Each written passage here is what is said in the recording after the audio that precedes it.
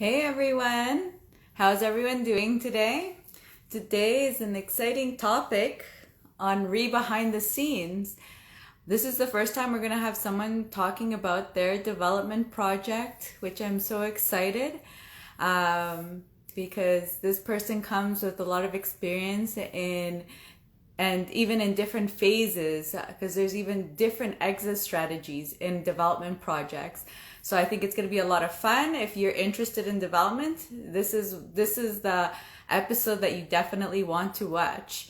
So perfect. I'm just gonna invite her in.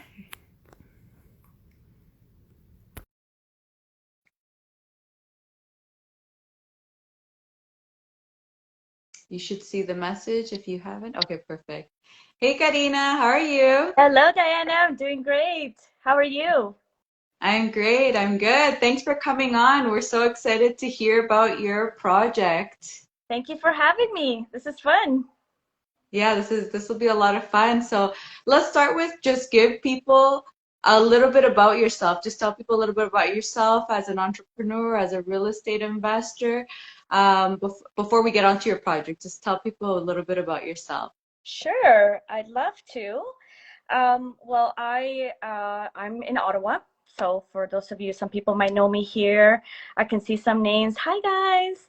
I'm in Ottawa. I'm part of a lot of the different groups here in Ottawa. So I know a lot of the girls that are joining.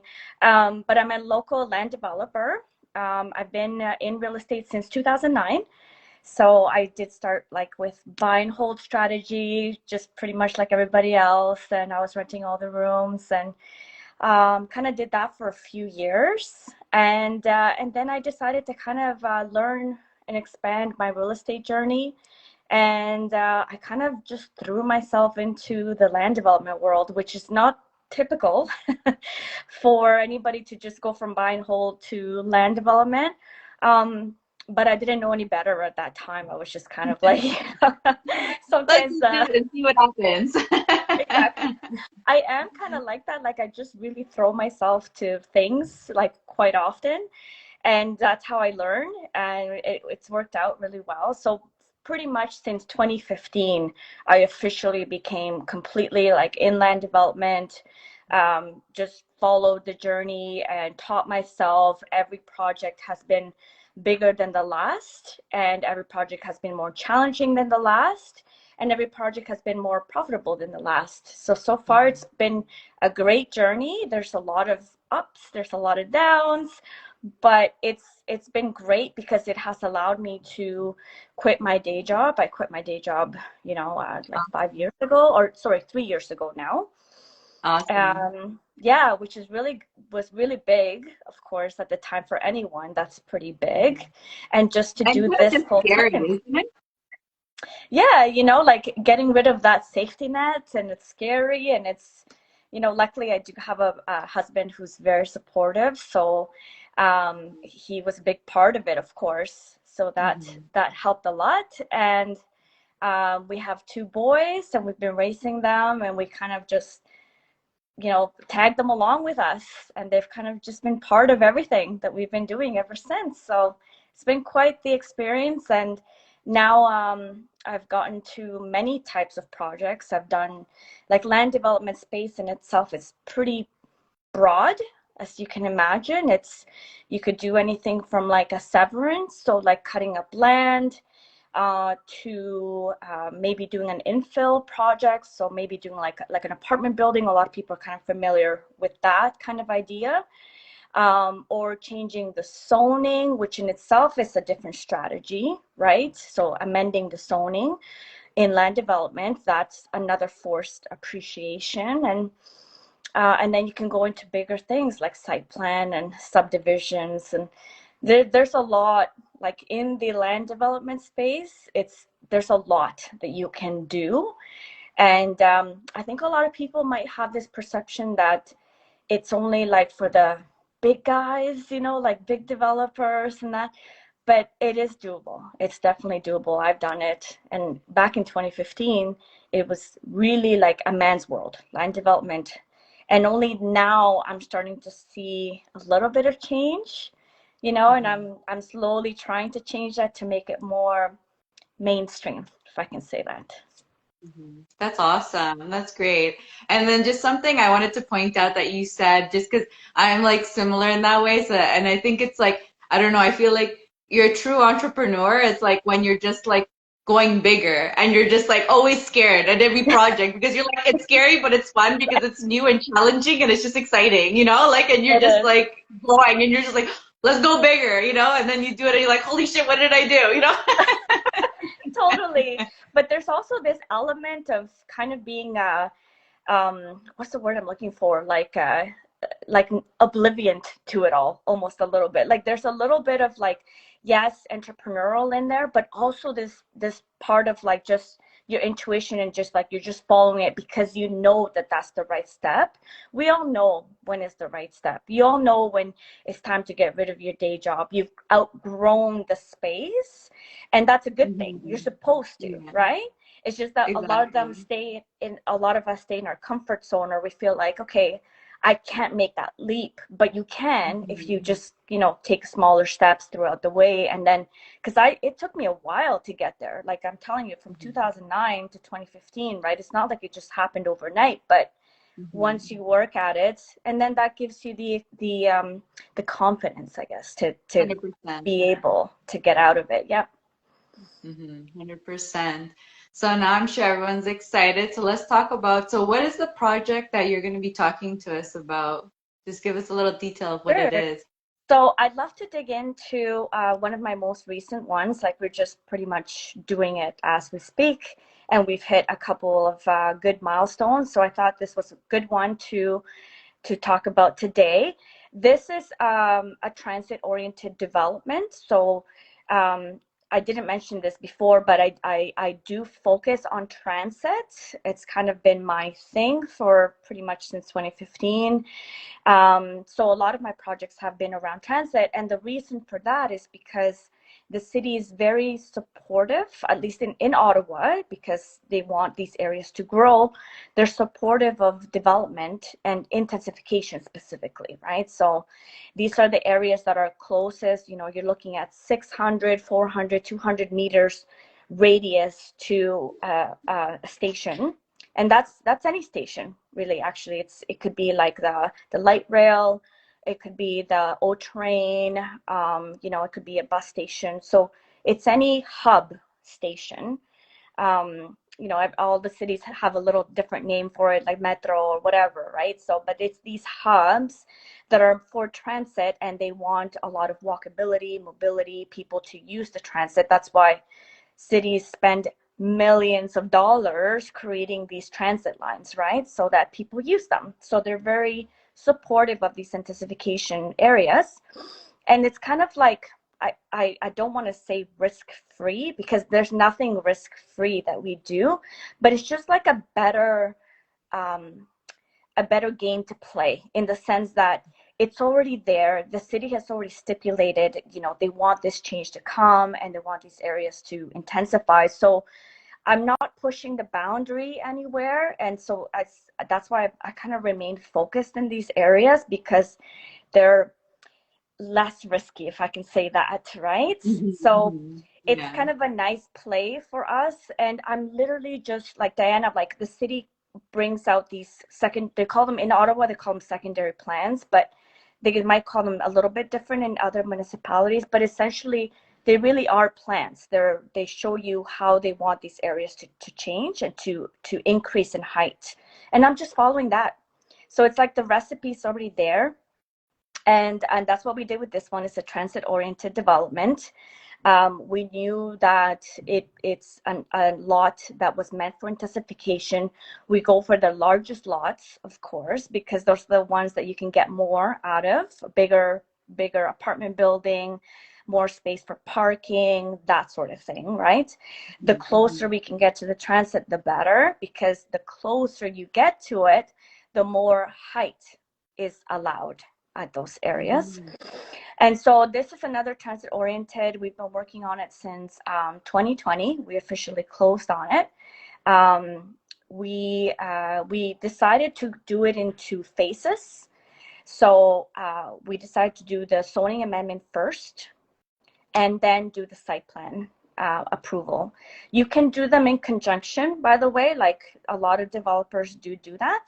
They'll go and do the zoning and the site plan together, which is very, very common thing to do. We like to do things a little bit differently for multiple reasons, because I like to create multiple exits for ourselves. So if I do the zoning first, I can essentially exit at zoning. But by exiting, I mean I've changed from a low density zoning to a high density zoning, and now I've forced the appreciation on that property, because now you can do a lot more with it than you could before. And I could sell that for profit. And there's a lot of developers, construction people, investors that will buy that. Or we can go to the next phase, which would be the site plan. So that's the actual approval of the building itself. So we did it into 2 phases for this one. And I believe though this property has, this land has a property on it, right? That's right. Yes. So you want to talk a little bit about that? Because I'm sure like people are very interested in like how you maintain it during the process of going through this, because I'm sure it can get pretty pricey. yes. So that's a very good point, Diana, because a lot of people ask me, how can I get into land development?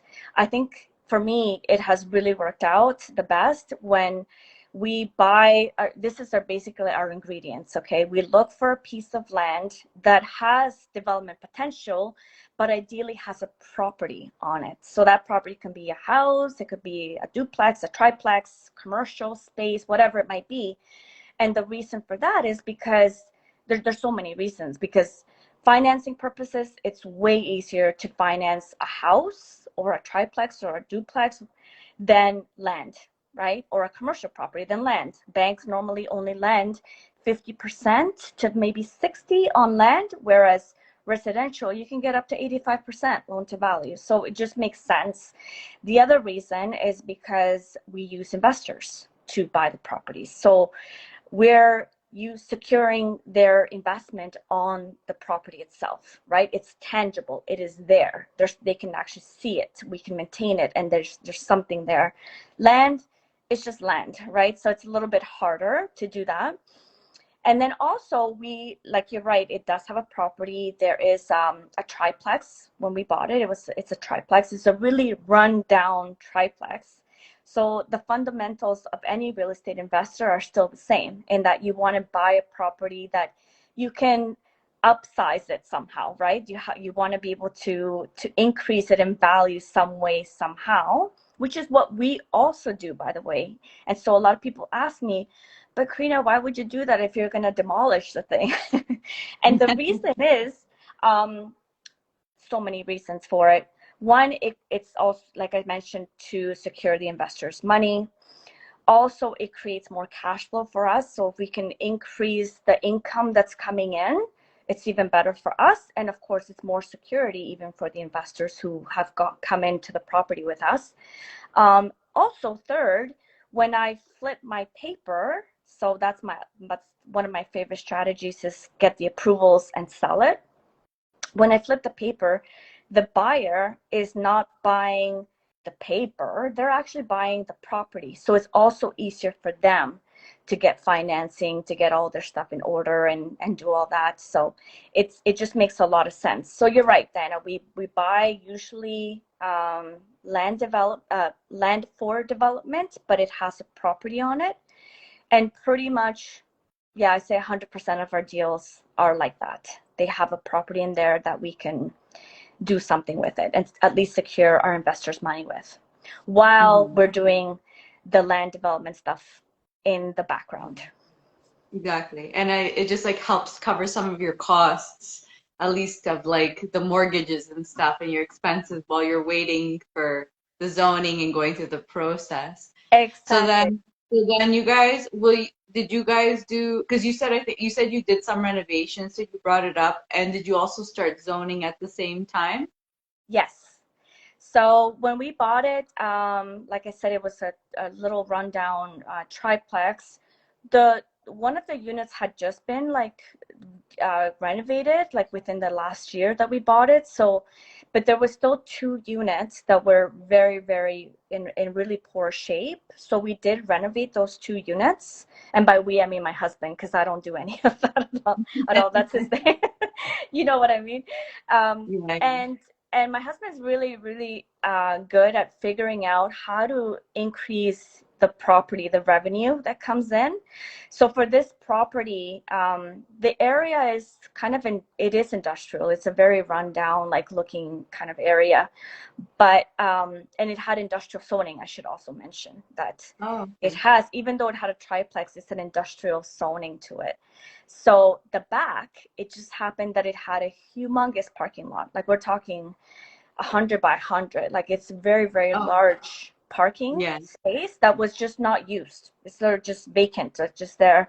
So he actually gated it. He put really nice gate security system and all of that. And then he found a towing company to rent it. So he figured out a way to create more income out of the property. And he also, there was kind of a space to it that was not used. So he converted that into an office that the towing company also rents. So they were renting the back, the parking, plus the office space. So it went from a property that was netting $4,200 a month, that was the rents coming in, to $7,200 a month. So a $3,000 increase, which is great because, like you said, exactly. So it obviously carried itself for all of your investors, plus all your regular fixed costs, right? So property taxes, property management, insurance, snow removal, all the fixed stuff that you always have to pay for. It covers that. Plus we have money in our own pocket too, after paying everything off. 100%. That's awesome. Yeah. And so in Ottawa, how long, and especially because you closed during COVID starting, or was it already in the middle of starting, right? It was just it was just starting, right? Yeah. Well, we closed on this in August 2020. So COVID had already started. Already started, yeah. Yeah. So how was going to the city and the zoning and everything? Was that that was complicated? A challenge. Well, I had this one that we closed on it, and we had a couple others too, and it's like everything just stopped, right? So everything for everybody, it just stopped. The city closed their doors, they closed their offices that you could just walk into, like everything just closed. So the city was actually closed for 3 months, but luckily that happened. COVID hit February 2020-ish, I want to say, like February, March 2020. They closed for 3 months. So when it was time for us to close, and we closed on this in August, everything was kind of going back, but like online. So it was this transition time, because normally you go through a pre-consultation with the city and you're meeting at City Hall to do these pre-consultation meetings with them. Then all of a sudden it was like, let's go to Zoom, right? The city just changed everything, went to Zoom. So it was challenging in the sense that you had to wait longer to get even an appointment because they were so backlogged by then. But once everything kind of came back up, it was also easier because then you can just do everything on Zoom and not even have to worry about getting the team out there at City Hall to meet with the city. So there was a lot of change happening at the time, but we still move forward with the renovations of the property and the land development all at the same time. We began everything pretty much at the same time. And you guys also did did you finish at the zoning, or you also went through to the site plans? So we just finished the zoning. That's what I'll go through today. So essentially we finished phase 1, which is the zoning amendment. Awesome. And So we just got that. Numbers. Oh, sorry. Finish. Sorry, what were you saying? Oh, I was just gonna say we just got that approval like just last December, a couple months ago. Awesome. So let's do a rundown of the numbers then. So Sure. you purchased this property for how much? So we bought the property for 760,000, right? So And then there's so how much did you guys budget for the renovations? the renovations. So we actually hadn't budgeted for the renovations. That was just kind of an afterthought, to be honest. But when we realized how run down, because I didn't mention it, we bought the property like unseen. We just basically bought it. I knew that it had the development potential because I had gone to the city. We did a pre-consultation with them. So I knew that in land development wise, it made like really, really good sense. But once we saw that the property was really run down, we actually didn't spend that much, to be really honest, because my husband does a lot of the work, luckily. So he spent, 3 months of his life like doing that. But essentially, he just spent like $20,000 and fully renovated the two units, the ground floor unit and the basement unit. So in terms of renovation, not too bad. It was only about 20,000. But that's what got us the increase of $3,000 in rent revenue coming in every month, which was a significant uplift. And then, of course, I'm the one that takes care of the development aspect. So we're talking about, when I talk about development costs, or what we call soft costs, because they're paper, right? They're not hard costs. They're just paper stuff. So I'm talking about survey, environmental assessment. So check if the land is contaminated or not, and that has to be registered with the Ministry of Environment officially. So there's a registration that has to happen. You have to have urban planners involved, and they have work to do for you in terms of like checking planning policies in the area and with the city. Architects, we have civil engineers, we have landscape engineers. All that kind of stuff is considered, all the studies and costs and things. So when you go And this through, is like for zoning? this is just for zoning, yeah.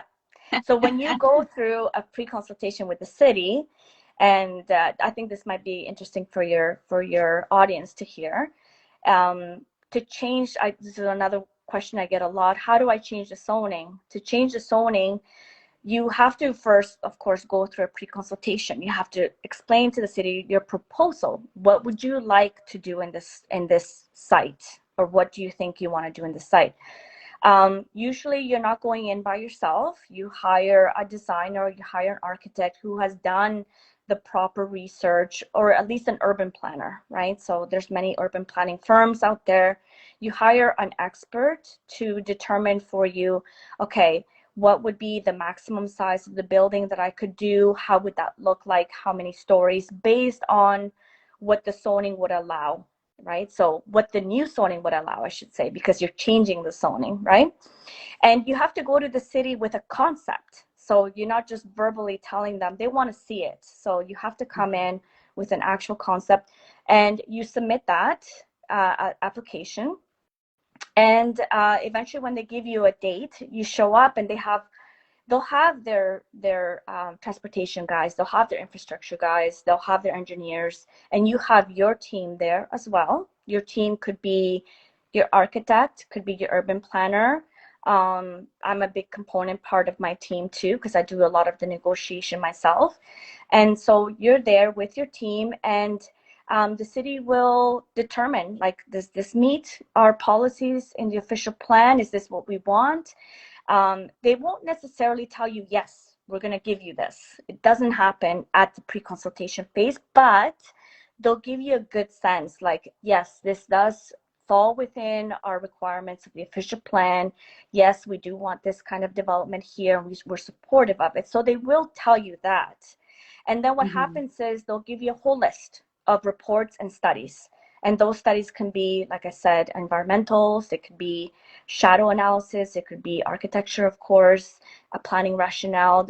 You'll get a good 7 to 10 different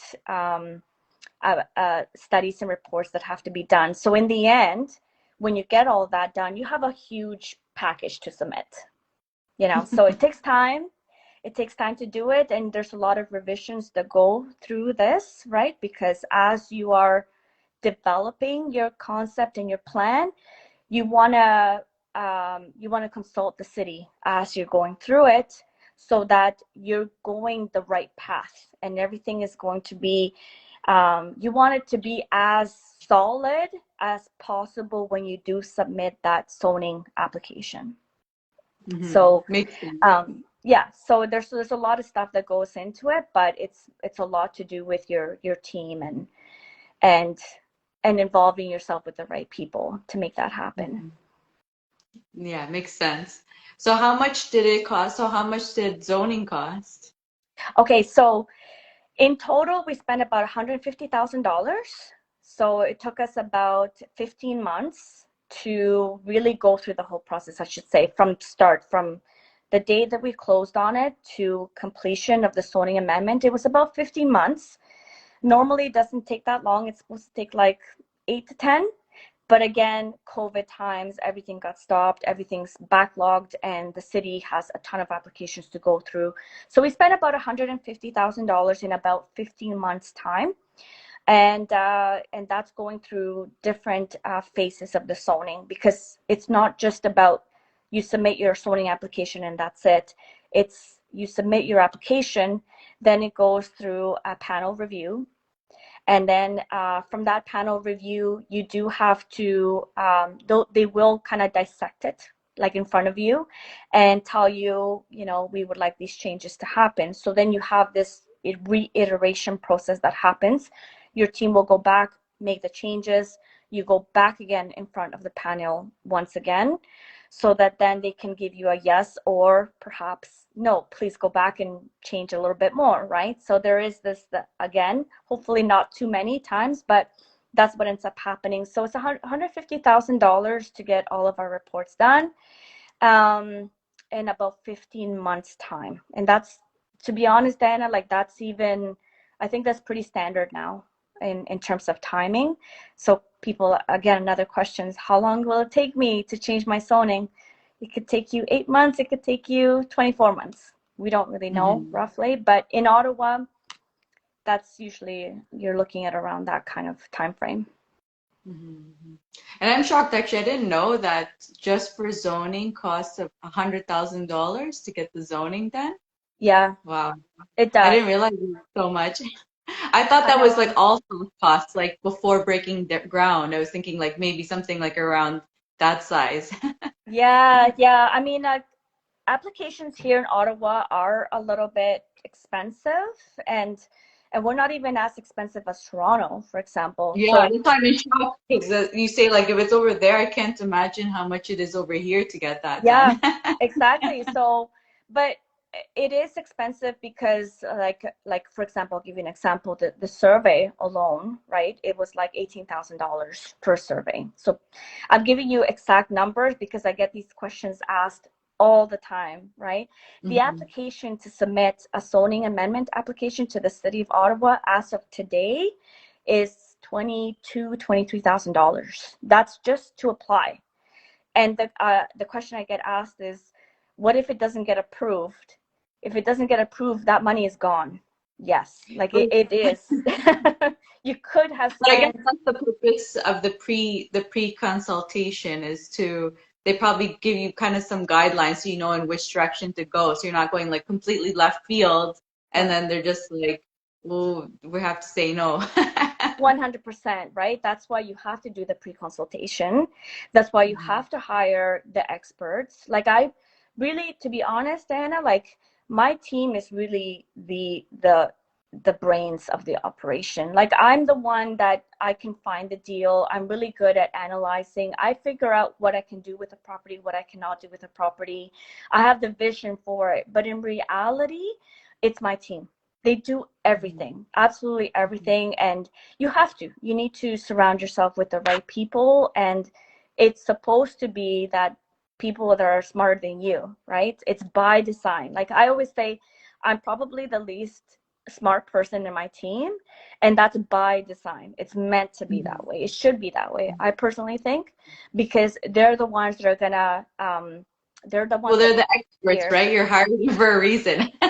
Exactly, exactly. And that's the other thing too, right? It's like you do want to hire, I don't want to say like just because they cost a lot of money, that they're the best. But you do want to hire the right people. That's all I'm gonna say. Mm-hmm. You know, it's not really about that, because in the end, like, you want it to work. You're not in it to lose the game, right? We're not in it to lose our shirts over it. That's not the point. The point is to succeed.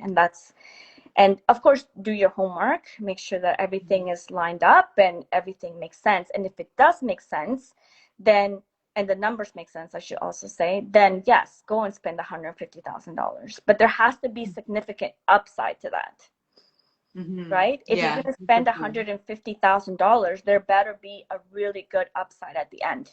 Otherwise, Mm-hmm. why would you spend that $150,000? Exactly. Yeah. Yeah.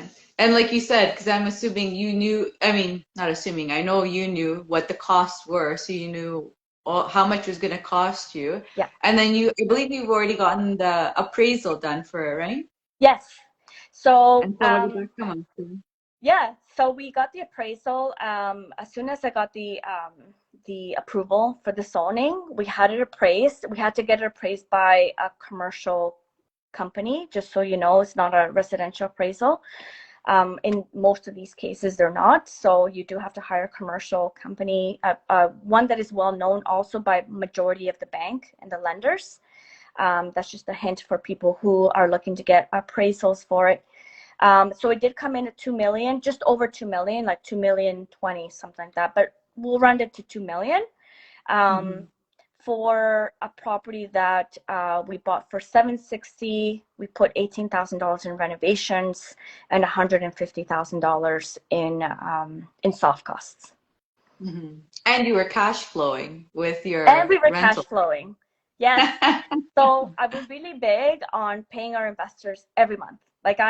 Because I always say, don't ever put yourself in a negative position every month, right? And I know I get this all the time. They're like, Karina, but I'm only like $100 negative. That's not that bad, right? I totally understand. I totally get it. And it depends on your position, of course. Mm-hmm. But my thing is always like my rule of thumb, I'm like, I never want to be negative every month.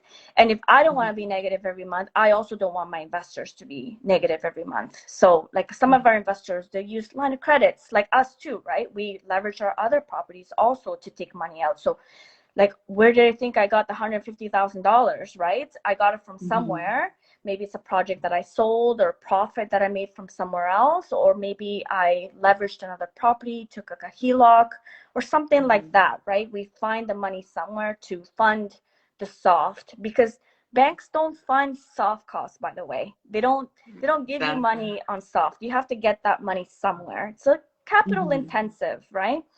But if it's worth it, then do it. So yeah, we spent that money, and you just have to make sure that it makes sense, right, at the Mm-hmm. end. 100%. Mhm. Yeah, that's awesome. So now getting to the juicy parts, which I think people always love, is what kind of problems did you came up in this project? So many problems. Which I think is always normal. Yeah, I think if you don't, like, it's funny, I always laugh because I feel like if you don't have problems, it's like you're not thinking big enough, you know? I'm like, it's not that I'm saying problems are good, but they are. Like, challenges are good, you know? So a lot of, Challenges is what give the actual profits. You're solving a problem and people yeah. are willing to pay for that. So it's just like, as long as you have like the mental strength for it, it's like, do it because it's usually worth it. Again, do it with like knowledge and information. Like make sure you know what you're doing. Don't like go in there and, and do it without 100%. understanding because that would just be also an even bigger disaster. Big disaster. And I get it. Like, you've heard about flipping disasters, you've heard about burring disasters, I've heard a ton of land development disasters. I know people, they call me and they'll have the whole entire community against their development, and it is completely stopped. It's very common in land development. This happens all the time, that whole NIMBY, right? Not in my backyard, and people will not be happy. A lot of people don't like change. A lot of people do, but a lot of people don't. And it's normal, it's a part of life. But you're right, like, there's so many challenges throughout the way. There's never easy peasy. That's why, like, I have really liked the transit-oriented developments for quite some time. I've been truly blessed to be able to ride this roller coaster that we've had here in Ottawa, the transit roller coaster, I want to call it, because we're going through this transition time here where the city is spending a ton of money on these transit stations because they're implementing the new light rail. They're very supportive of it. The counselors are all in for it. Like it's all about that. Although I understand transit is not a sexy word right now because there's some trains that kind of derailed and people were not really happy about it. But so I totally understand it. But I've been really blessed to just ride this transit wave that I got on, just like serendipitously, because I just kind of landed on it somehow. I put the dots together and I was like, yeah, I'll just focus in transit and I'll just use this areas to intensify. But it's not to say that it's like, oh, here we're going to give you approval and that's it because you're in transit. No, there's still a lot. Like one of the big challenges is going through our road, where the main street where we were at is a very old road. And this happens in land development a lot, where areas that are intensifying and they're intransient, right? They're changing. They're still under old pipes, old sewer systems and old water pipes underground. They're not meant for all this intensification. So where is this new capacity coming from, right? So we hit a big roadblock where our road is a very extremely old road, old pipes underneath. So we had to go back and forth quite a bit in infrastructure with our team and the city's team, because we all know there's not enough capacity there to be able. So remember, we're going from a 3-unit apart little tiny triplex to this is a 45-unit apartment building, 6 stories. Oh, it's a big building. Right? So it's a massive change from 3 units to 45 on an old street. Mind you, we kind of got a little bit lucky because we're literally the first ones to start the change in the street. And it's funny because this has happened to us like 3 times already. We're the first ones coming into the street to make the change. So because we hit that huge roadblock, but because we were the first ones to go in, the city was very supportive of us to go in. They want this change, like I said before. And so we kind of negotiated this little bit of, it just kind of happened. They said to us, well, you know what, your infrastructure is really old in the street, but there is a new, just kind of like around the corner, because we're close to a corner. Around the corner, there was a new building that was built. And they upgraded the system there. So the city said that they'll be able to tap into that, bring the new system just to our lot, not even like the entire road, just to us, because they are that supportive of what we're doing. And they're hoping that by us coming on and starting this change on the street, it will then trickle effect new development to come into this area, because it's a very old area and it's supposed to be at some point in time new and beautiful, and they want it to be intensified. So we hit that roadblock. We were lying in that roadblock, Diana, for like 3 months, kind of going back and forth between our civil engineer and their engineer and all this stuff. And then suddenly it was like, okay, you know what, we're gonna do it. We're gonna bring that in for you. This doesn't happen all the time, guys, by the way. I'm just gonna give that, like, it's not like this was kind of like a jackpot. Like it just kind of happened, but it was a huge roadblock because of that. And I almost want to say that a lot of development projects get stalled because of that. Because really? Yes, because there's change, a lot of change coming in a lot of these areas, and the underground sewer systems and the piping is old, right? So you can imagine, especially in the areas where a lot of change is coming, or is happening, I should say, these are the types of challenges that we come across.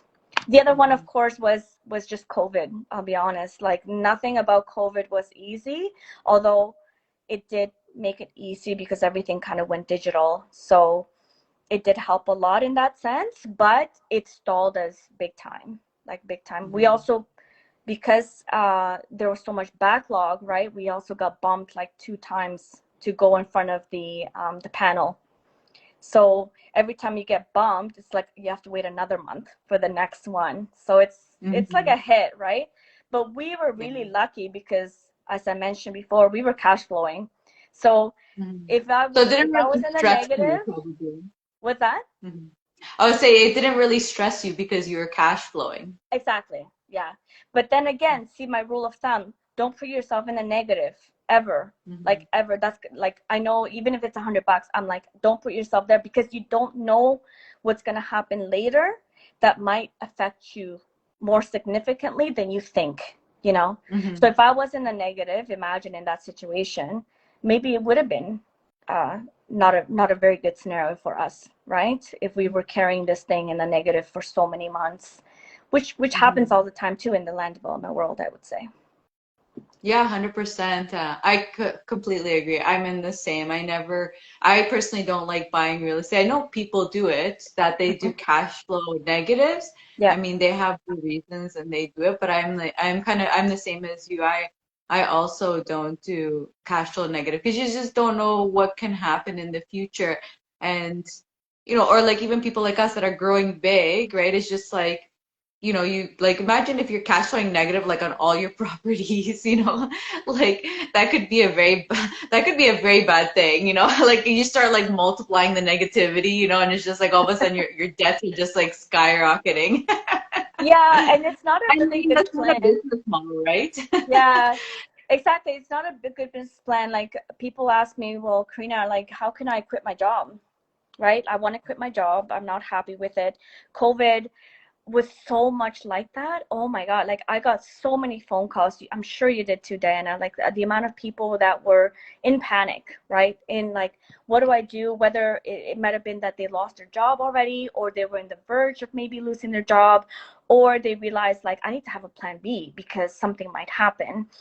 But if you're in the negative, let's say you're like that, you're buying property and you're in the negative, well, in a situation like that, you could never quit your job because you Exactly, you're stuck. you're stuck. You're literally putting yourself in a stuck space where you And cannot just grow. thinking again how businesses work. Like you don't see a business being like, hey, let's go into the negatives, just because, like a business, like they have their debts. It's like the same thing, right? They have their debts and their profits need to be higher. Like they need to have like, they need to make enough money that it's like, okay, our debts are 1 million, but like we're making 2 million, so you're cash flowing. It's you have to run a business and to grow to scale, you have to cash flow. If you're kind of just wanting to settle and have something decent, like a few properties, then or maybe do like, let's say, one at a time where it doesn't, let's say, impact you, then maybe you can go negative because it doesn't really impact you, because maybe you just, I don't, you do different, like you're going slower. But if you're wanting to go quicker and build it as a business, like you have to cash flow. Like that's a business model, like that's how we run a business, right? It's like we're not here to like be in the negatives and be like charity, here, take all our money just for the fun of it. Exactly. And the other reason too is because we hit overruns. Like we did hit situations where I knew our budget. Like when we go into a land development, or even for anyone doing a renovation, a burr, you know your numbers. You're not going in there blindly, right? You have to come in and a good estimate of what it's going to cost to do the zoning change and the timing of it and how much you're going to pay investors. Like all of those things have to happen. So there was overruns. We came through some things and we ended up, like I mentioned, we had to do a few iterations of the change in the plan. We probably went through like 20 revisions by the time, like, when you first start in your first concept, by the time you're finished, you're in like your 15, 20th revision.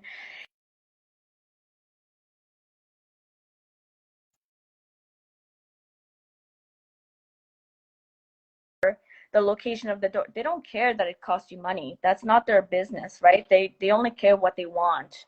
So yes, you're paying your architects, you're paying your civil engineer, all of that, and you have to pay for their hour to do that work for you. So it's important to always put a contingency. I would say that would be at any type of real estate strategy, whatever it is that you're doing, you have to put. We did put our contingency there, and I always have a line there that, for overruns, or because you never know what it's going to And entail. things will happen like that COVID, like you're saying, like let's say with our flip, we weren't expecting the prices of lumber to just like I think Right? 5 times, like and that really killed our budget quite a bit. Yeah. Luckily, I mean, we had a lot of money, so we were very cushioned. So we were fine. It was just like, okay, more money that we have to put out. But again, if you're like tight and you're just like, I only have this much money and I only budget this, and you don't have your surplus, that just becomes this very dangerous situation. So dangerous. And it's not like I mean, maybe some people might say, okay, I'm going to put my project on hold, let's say. But some people don't, right? Depending on your situation, you might not have a hold, a time to just wait and write it out. Yeah. Or you Like for don't have example, the money for it or something, mhm. and then you're having to sell in a point where you may be losing money just because you didn't have those contingencies and or some kind of solution to kind of be able to continue, like you said, continue in a hold or continue doing the project itself. Exactly.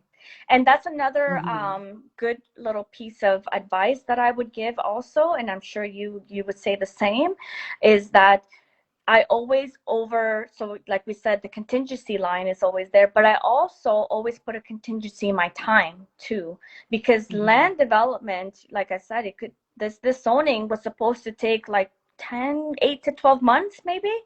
We went to the 15 months, a little extra, right? Because of things that were unknown, like COVID and all these things that were going to happen. But if had I told my investors, would you invest in this project, or for the 12-month period, I would have shot myself in the foot. So the question I get asked a lot is, well, how much, like, what are the terms, and how do you devise your work with your investors?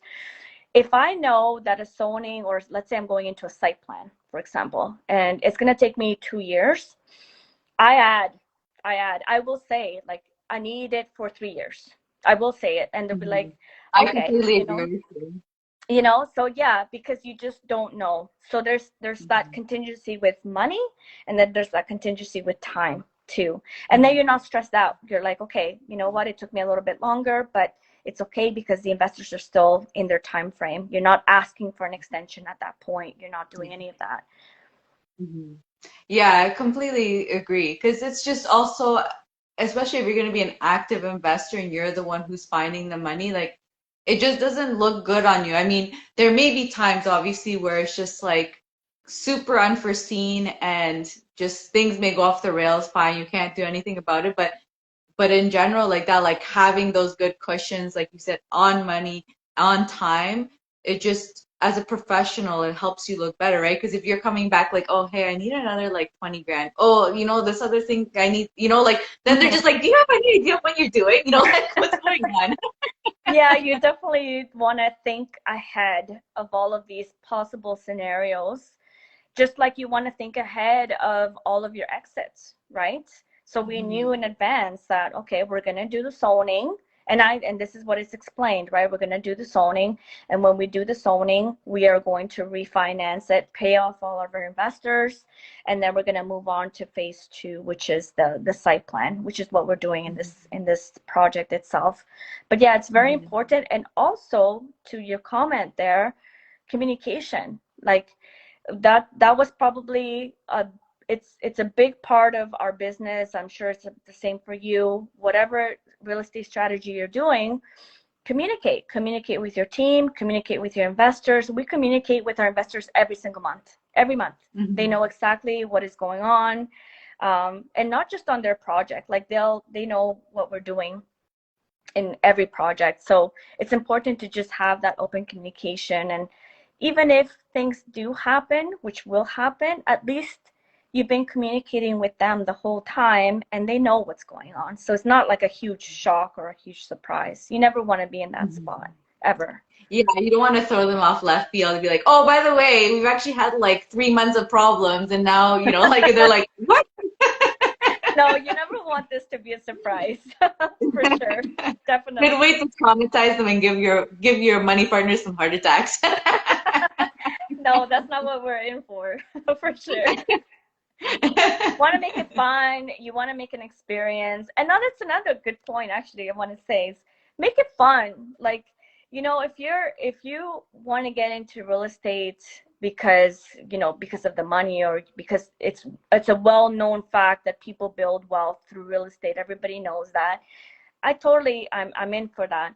But if you want to quit your job and you want to do this full time, at least pick something that you love. Like pick something that you 100%. like. So I'm always like, design your life first and then make your business fit that lifestyle. Because a lot of people, Mhm. I think, do the opposite.